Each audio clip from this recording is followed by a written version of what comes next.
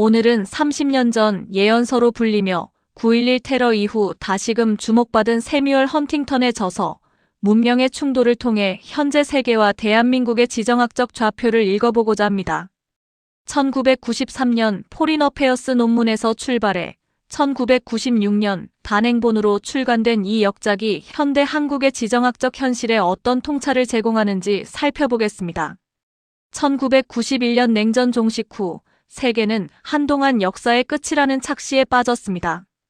프랜시스 후쿠야마는 자유민주주의와 시장경제의 보편화를 통해 서방의 이념적 승리가 최종 결론에 도달했다고 보았죠. 하지만 새뮤얼 헌팅턴은 달랐습니다. 그는 이념이 아닌 문화적 정체성이 핵심 동인이며 미래는 다극화되고 문명 간 분열이 심화될 것이라 예견했습니다. 종교, 언어, 역사에 기반한 배타적 소속감이 강화되고 갈등의 문법이 이념에서 문명으로 이동할 것이라는 그의 주장은 당시 많은 논란을 낳았습니다. 그럼 헌팅턴은 이 갈등의 문법이 어떻게 진화했다고 보았을까요? 첫째, 군주들의 전쟁으로 영토와 왕조 확장을 위한 왕실 간 충돌이 지배적이었습니다. 이어서 19세기 이후에는 국가 이익과 민족주의가 격돌하는 민족국가의 전쟁 시대로 접어들었죠. 그리고 20세기 냉전기는 공산주의와 자유주의 블록이 대립하는 이념의 전쟁이었습니다. 하지만 냉전 종식 이후 현재는 종교, 언어, 역사, 가치관 등 문화적 정체성이 분쟁의 핵심 변수가 되는 문명의 전쟁 시대입니다. 헌팅턴은 역사가 끝난 것이 아니라 갈등의 축이 이동했을 뿐이며 군사력이나 경제력을 넘어선 나는 누구인가라는 정체성의 질문이 미래 분쟁을 지배할 것이라고 강조했습니다. 헌팅턴은 세계를 8개의 주요 문명권으로 나누어 설명했습니다. 먼저 기독교 기반의 민주주의와 개인주의를 표방하는 서구 문명, 그리고 유교적 전통과 중국 중심의 질서가 강한 중화 문명이 있습니다. 이 중화 문명에는 한국이 포함될 가능성도 있다고 보았습니다. 가톨릭 기반이지만 서구화는 독자적으로 진화한 라틴 아메리카 문명과 러시아를 중심으로 슬라브 정교의 유산을 가진 동방정교 문명도 존재하죠. 또한 고립되고 독자적인 일본 문명, 중동과 동남아시아에 걸쳐 종교적 유대가 강한 이슬람 문명, 그리고 인도 아대륙의 힌두 문명도 주요 축입니다. 마지막으로 부족 전통과 서구 및 이슬람 문명의 영향이 혼재된 아프리카 문명까지 이렇게 다양한 문명들이 새로운 세계 지도를 형성하고 있습니다. 각 문명권의 질서를 유지하고 리더 역할을 하는 거대한 중심을 헌팅턴은 핵심 국가라고 불렀습니다. 예를 들어 서구 문명에서는 미국이나 서유럽이 이에 해당하죠. 중화 문명은 동아시아의 급격한 경제 성장이 문명적 자신감으로 전환되면서 중국을 중심으로 강력한 인력을 형성하고 있습니다. 그러나 이슬람 문명은 리더 역할을 할 압도적인 핵심 국가가 부재한 구조적 문제를 안고 있습니다. 수많은 국가들이 주도권을 놓고 경쟁하며 내부 분열과 외부 충돌의 씨앗이 되고 있다는 것이죠. 문명 간의 갈등, 즉 단층선은 어디서 폭발할까요? 헌팅턴은 두 가지 차원에서 이 단층선 전쟁을 설명합니다. 첫째, 표면층에서의 미시적 단층선 전쟁입니다. 이는 인접한 이질적 집단들이 영토와 지배권을 놓고 벌이는 국지적 유혈 충돌을 의미합니다.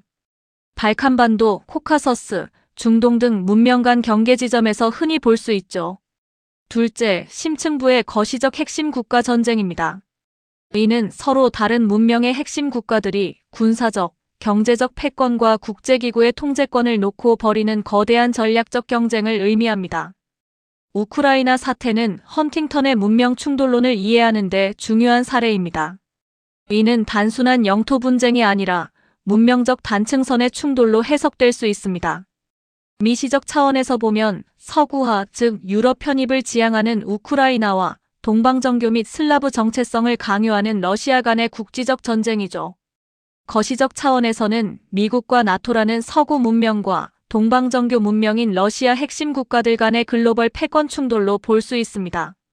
이러한 단층선 전쟁은 한번 터지면 다른 문명권 동조를 끌어들이며 쉽게 끝나지 않는다는 중요한 시사점을 던져줍니다. 헌팅턴은 서구 보편주의의 환상과 오만을 강하게 비판했습니다. 서구는 민주주의, 인권, 개인주의와 같은 자신들의 가치가 전 인류의 보편적 지향점이라고 믿습니다. 하지만 헌팅턴은 이 믿음이 세 가지 차원에서 완전히 틀렸다고 단언했습니다. 첫째, 팩트의 차원에서 사실이 아니라는 것입니다. 비서구 세계는 서구화 없이도 근대화를 이룰 수 있으며 이미 그렇게 하고 있다는 것이죠. 둘째, 윤리적 차원에서 비윤리적이라는 것입니다. 타 문명의 가치를 열등하게 취급하는 것은 제국주의적 오만의 현대적 변형에 불과합니다. 셋째, 무엇보다 위험하다는 것입니다. 이러한 보편주의 강요는 비서구 문명의 강렬한 저항과 반발을 격화시켜 글로벌 갈등을 증폭시킬 뿐이라고 경고했습니다. 서구의 이중잣대는 비서구 국가들에게 위선의 청구서로 인식됩니다. 예를 들어 민주주의 촉진을 외치면서도 이슬람 원리주의자의 선거 승리는 부정하고 핵 비확산을 최우선 과제로 삼으면서도 이스라엘의 핵 보유는 묵인하는 식이죠. 비서구 국가들이 볼 때 서구의 보편적 가치는 결국 자국의 이익을 위한 수사에 불과하다는 인식이 팽배합니다. 이러한 관점에서 오늘날 미국이 주도하는 인도태평양 전략이나 가치 외교가 진정한 보편성의 수호인지 아니면 헤게모니 유지를 위한 포장술에 불과한지 헌팅턴의 질문은 여전히 날카롭습니다. 헌팅턴은 힘의 차가운 진실에 대해 이야기합니다. 서구가 세계를 지배한 것은 종교나 이념의 우월성 때문이 아니라 조직화된 폭력을 적용하는 능력, 즉 군사력과 경제력이라는 하드파워가 압도적이었기 때문입니다. 그리고 소프트 파워의 조건 또한 명확합니다. 문화적 매력은 반드시 물질적 성공과 하드파워의 뒷받침을 필요로 한다는 것이죠. 경제력이나 군사력이 성장하면 문화적 자신감과 자기 우월감이 팽창하지만 반대로 쇠퇴하면 정체성 위기와 자기의심이 찾아온다는 것이 헌팅턴의 분석입니다. 20세기에는 근대화가 세속화를 낳을 것이라는 예측이 지배적이었지만 헌팅턴은 이러한 예측이 완전히 빗나갔다고 말합니다. 바로 탈세속화의 역설이죠. 사람들은 전통적 뿌리인 마을과 가족을 떠나 산업화와 익명성이 지배하는 도시로 던져지며 기존의 유대감을 상실합니다. 이는 정체성의 진공 상태를 낳게 되는데 이 공백을 채워주는 가장 강력한 접착제가 바로 종교, 즉 이슬람 근본주의나 힌두민족주의 같은 형태로 부활하게 된다는 것입니다. 이는 현대 한국 사회에서 극단적인 경쟁과 계층 이동이 좌절된 청년들이 온라인 집단 정체성이나 이념적 커뮤니티에 맹렬히 귀의하는 현상과도 맞닿아 있다고 볼 수 있습니다.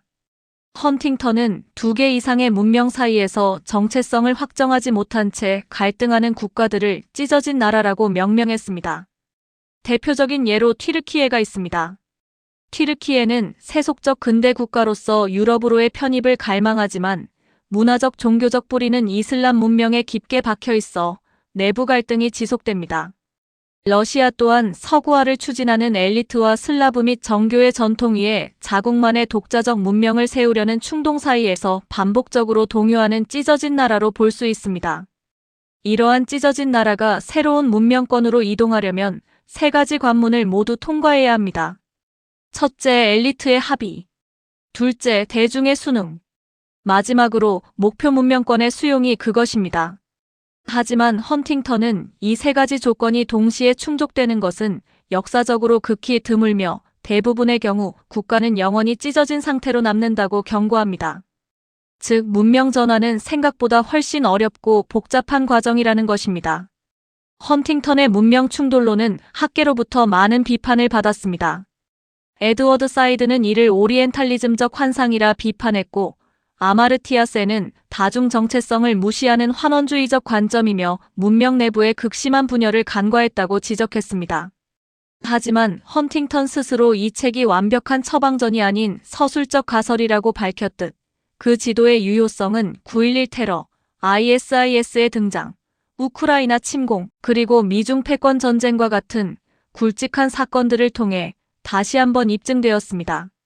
세상을 평화롭게 그리는 지도는 아니지만 현대 국제정치의 지정학적 단층선을 읽어내는 가장 차갑고 현실적인 도구임은 분명합니다. 그렇다면 지정학적 단층선 위에 놓인 대한민국은 어떤 위치에 있을까요? 한국은 헌팅턴적 의미에서 전형적인 찢어진 나라는 아닐지 모릅니다. 하지만 우리는 세계에서 가장 위험한 거시적 단층선, 즉 미중 패권 경쟁의 정중앙에 놓여 있습니다. 역사상 처음으로 K-팝, K-드라마와 같은 막강한 소프트 파워를 손에 쥐었지만 사드 배치 문제나 반도체 동맹이라는 극단적인 하드 파워의 생존 게임 속에서 매일 문명적 선택을 강요받고 있습니다. 이 거대한 지각판들이 거칠게 이동하는 지금 대한민국의 정체성과 가치관은 어떤 좌표를 향해야 하는가? 우리는 이 질문에 답해야 할 것입니다.